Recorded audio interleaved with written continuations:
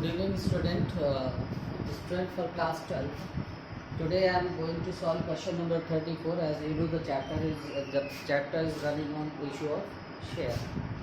And what I have done today, I have write here the solution also, so that the timing of video can be reduced.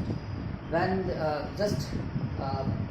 before today, when we when we write the question and just start solving, it takes a little more time. So today I have already solved it.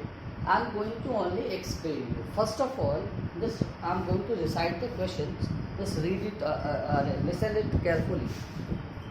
A question is, on 1st April 2014, Blue Heaven Limited was formed with an authorized capital of rupees 20 lakh. Authorized capital कितनी है? 20 lakh. Divided 2 lakh shares of rupees 10 जो कि 2 lakh share में divide है, 10 रुपए का एक share. Company issued 1,50,000 shares. तो कंपनी ने इशू किया 1,50,000 shares. Application receive for 1,40,000 shares. मतलब एक कंपनी के पास ऑथराइज्ड कैपिटल के रूप में 2 लाख इक्विटी शेयर है, नंबर ऑफ शेयर्स, और वो इशू कर रही है पब्लिक को 1,50,000, बट सब्सक्राइब हो रहे हैं 1,40,000 only. During the first year, और फर्स्ट ईयर में ₹7 पर शेयर वर कॉल्ड. सिर्फ 7 ही रुपए मांगे जा रहे हैं, सिर्फ 7 ही रुपए मांगे जा रहे हैं. Were called Arun holding 4,000 shares. Arun जिसने कि 4,000 शेयर को होल्ड कर रखा है, and Varun holding 3,000 did not pay ₹2 पर शेयर ऑन फर्स्ट कॉल. मतलब अरुण ने 4,000 और वरुण ने 3,000 शेयर ले रखा है, और ये फर्स्ट कॉल का पैसा जो कि 2 रुपए था वो नहीं दे पाते. वरुण से शेयर्स वर फॉरफिटेड. वरुण का शेयर ही सिर्फ फॉरफिट किया था, जैसा कि बोर्ड ऑफ डायरेक्टर ने ये डिसाइड किया होगा कि सिर्फ और सिर्फ वरुण का ही शेयर हम फॉरफिट करेंगे. और 1,800 of the forfeited shares were reissued. और देखिए, तो फॉरफिट कितना किया गया? वरुण ने शेयर ले रखा था 3,000 ना, वरुण के 3,000 शेयर को फॉरफिट किया जा रहा है, but out of the 3,000 only 1,800 of the forfeited shares were reissued, और 1,800 ही शेयर रीइश्यूड हुआ एट ₹5 पर शेयर, और 5 रुपए के पर शेयर में ₹7 कॉल्ड, 7 रुपए मांगा गया था. अब देखिए, वैसे तो इस क्वेश्चन में सिर्फ और सिर्फ बैलेंस शीट और नोट्स टू अकाउंट्स बनाने को कहा है, बट हम इस क्वेश्चन में, मैंने कहा आप लोगों से, ऐसा इंस्ट्रक्शन भी दिया था, कोशिश कीजिए कि जनरल एंट्री बनाते चलें, क्योंकि जनरल एंट्री क्लियर रहेगी तो आपका ये समझना आसान होगा भविष्य में भी और आगे भी, और इसी बहाने दोनों की प्रैक्टिस होगी. तो सबसे पहले देखिए स्टूडेंट, इस क्वेश्चन में हमको सब तो क्वेश्चन दे दिया, लेकिन हमको ये नहीं, एप्लीकेशन रिसीव हुआ है 1,40,000 शेयर का, बट ये नहीं मालूम कि एप्लीकेशन में कितना रुपया था, और अलॉटमेंट भी हुआ है, तभी तो फर्स्ट कॉल मांगा जा रहा है, इसका मतलब. तो लेकिन हमको अमाउंट नहीं पता. जब हमको एप्लीकेशन और अलॉटमेंट का अमाउंट नहीं पता, तो हम कैसे उसकी एंट्री कर पाएंगे? तो साफ पता चल रहा है कि हमें उसकी एंट्री लेफ्ट करनी. फर्स्ट कॉल पर ओवरऑल क्या होता है कि हमको फर्स्ट कॉल पर 7,000 ऐसे शेयर होल्डर हैं जिन्होंने 2 रुपए के साथ पैसा नहीं दिया. ठीक है, तो हम क्या करेंगे? हम फॉरफिट की एंट्री से शुरू करते हैं, शेयर फॉरफिचर से. देखिए, किसका शेयर हम फॉरफिट करने जा रहे हैं? Varun holding 3,000 share. हमने आपको एक बात बता रखी है, जब भी आप फॉरफिचर की एंट्री करने चाहें तो 2 चीज़ें पहले कैलकुलेट करते हैं. एक, सबसे पहले जो देखा जाता है वो ये कि कितना रुपया उस शेयर पे मांगा जा चुका है. ठीक है, जैसे इस क्वेश्चन में सिर्फ 7 है, तो शेयर 10 रुपए का, लेकिन 7 रुपए मांगे गए. ठीक है, दूसरी चीज़ ये, मांगे हुए में से कितना पैसा मिल चुका है कंपनी को और कितना पैसा नहीं मिला है. ठीक है भाई, कुछ ना कुछ अमाउंट तो नहीं मिला होगा, तभी तो कंपनी फॉरफिट करने जा रही है पैसे. ठीक है, तो 7 रुपए मांगे गए.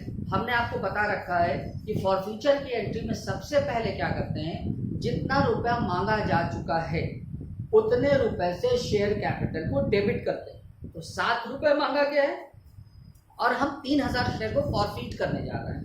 तो 7, देखिए हमने थोड़ा सा नोट्स पे तैयार किया है, 3000 into 7 is equal to 21,000 share capital account reduce. Got it.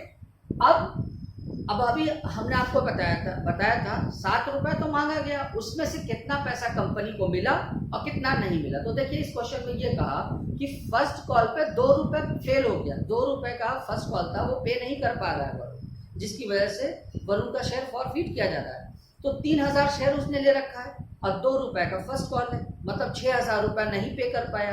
किस नाम पे नहीं पे कर पाया है? फर्स्ट कॉल के नाम पर। तो देखिए 2 शेयर फर्स्ट कॉल 6000 से, और कितना पे कर लिया उसने, मतलब 7 रुपए मांगे गए, 2 रुपए नहीं पे कर पाए, इसका मतलब 1 शेयर पे 5 रुपए उसने पे किया, और ले कितना रखा है 3000 शेयर, मतलब 3000 into 5 is equal to 15,000।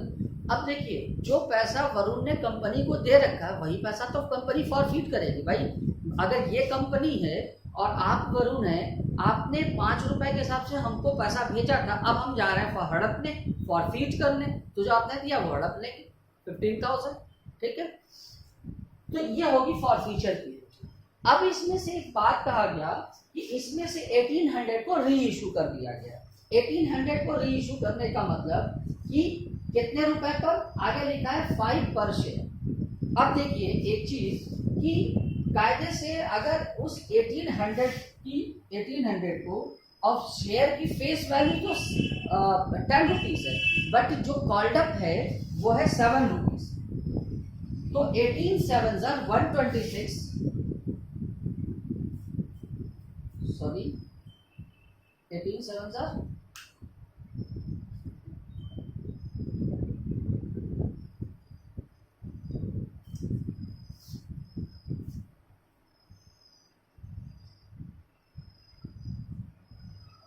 Yes 12,600 rupees.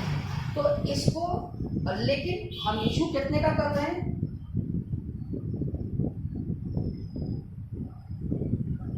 ठीक है, री इशू कितने का कर रहे हैं, 5 ही रुपए का कर रहे हैं।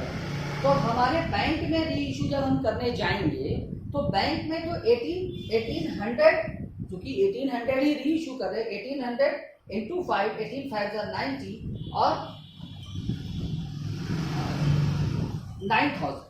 9,000 रुपए ही बैंक में आएंगे। लेकिन अब हमने बताया था कि जब हमारे पास फॉरफीचर का पैसा होता है और उस फॉरफीचर किए हुए को री इशू करते हैं, तो री इशू पे होने वाले नुकसान को उस फॉरफीचर में से मैनेज करते हैं। ये लाइन जो मैंने पीछे बोली वो याद रखिएगा कि री इशू करने पर जो नुकसान होता है उसको फॉरफीट किए गए पैसे में से मेंटेन करते हैं। तो हमको नुकसान कितने का हो रहा है, 3,600 का।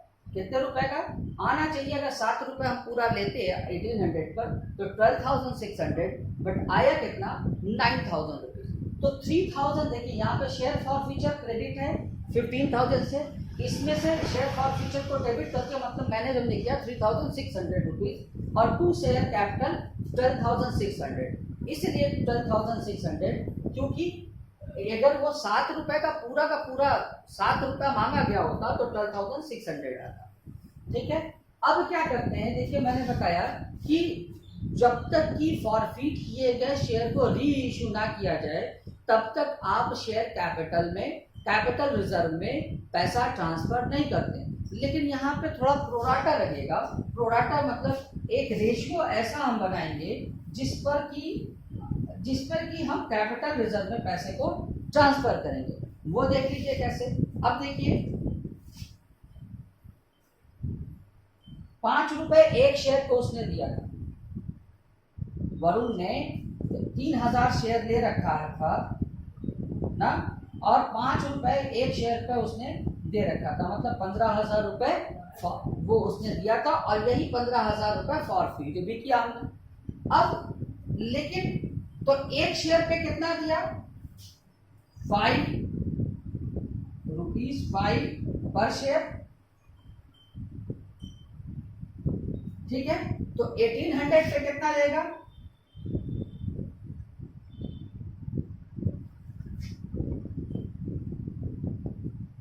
9,000, ठीक है। ये रेशियो निकालते हैं कैपिटल रिजर्व में ट्रांसफर करने के लिए। अब देखिए अब 9 हमारे पास जो फॉरफीट किया हुआ शेयर है वो 3000 है और जो फॉरफीट किया हुआ अमाउंट है वो 15000, लेकिन हम फॉरफीट किए हुए में से सिर्फ 1800 री इशू कर रहे हैं, तो अमाउंट भी 1800 के हिसाब से ही लेंगे। बात समझ में आ रही है? 6000 जो है अभी हमने 1200 शेयर नहीं इशू किया है ना, तो एक शेयर पे 5 रुपए का ले रहे हैं, तो 1200 शेयर है, 12 5 60, तो 6000 रुपीज उसके लिए बचा के रखेंगे भविष्य में जब हम 1200 को री इशू करें।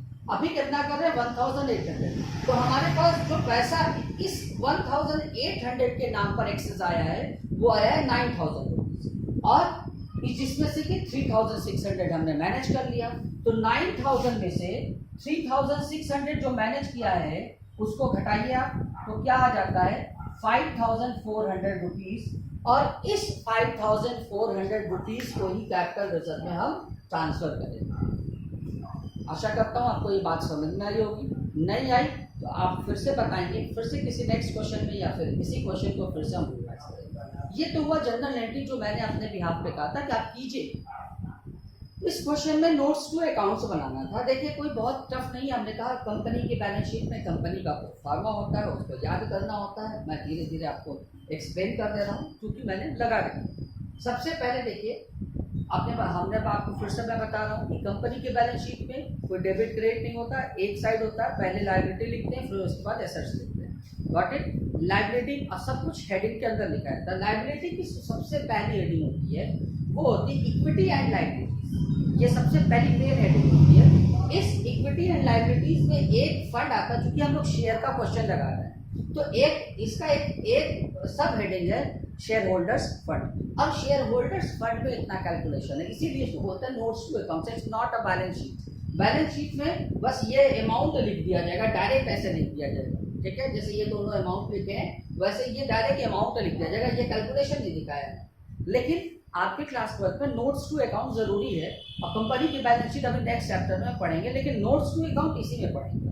तो अब देखिए क्या कर रहे हैं, शेयर होल्डर्स फंड में सबसे पहली हेडिंग होती है शेयर कैपिटल।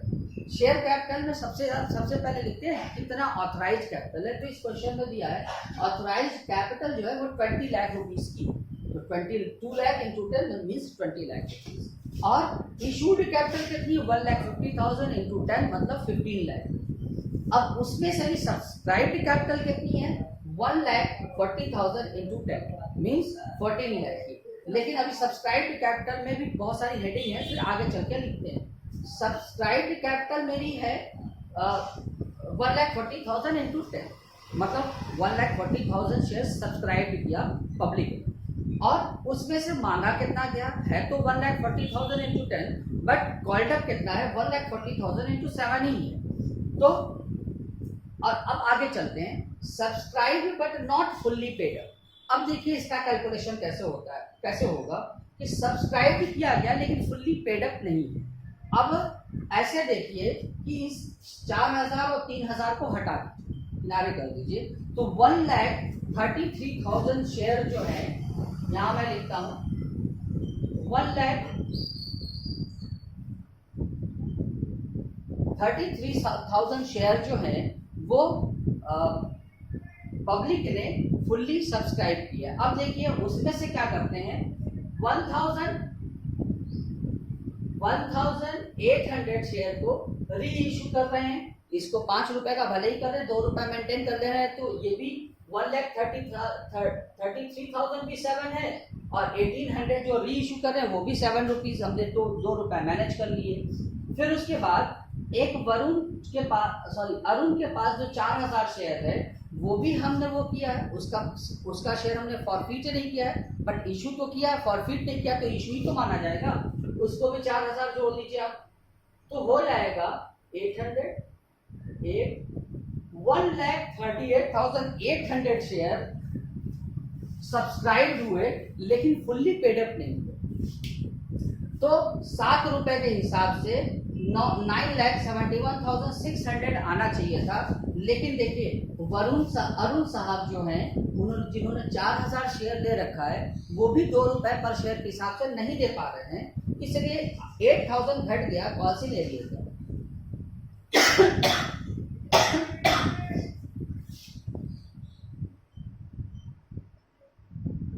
1,38,800 इंटू 7 आप करके देख सकते हैं 9,71,600।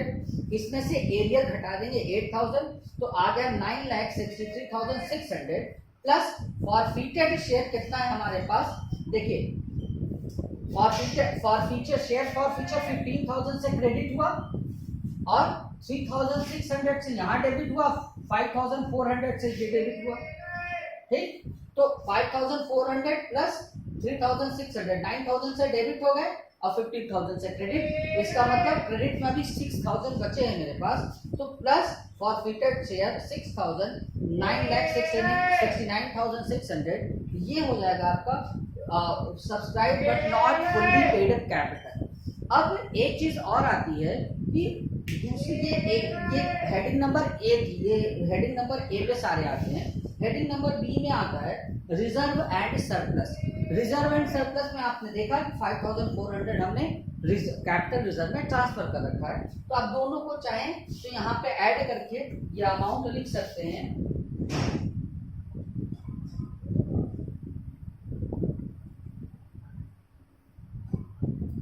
ठीक है, 9,75,000।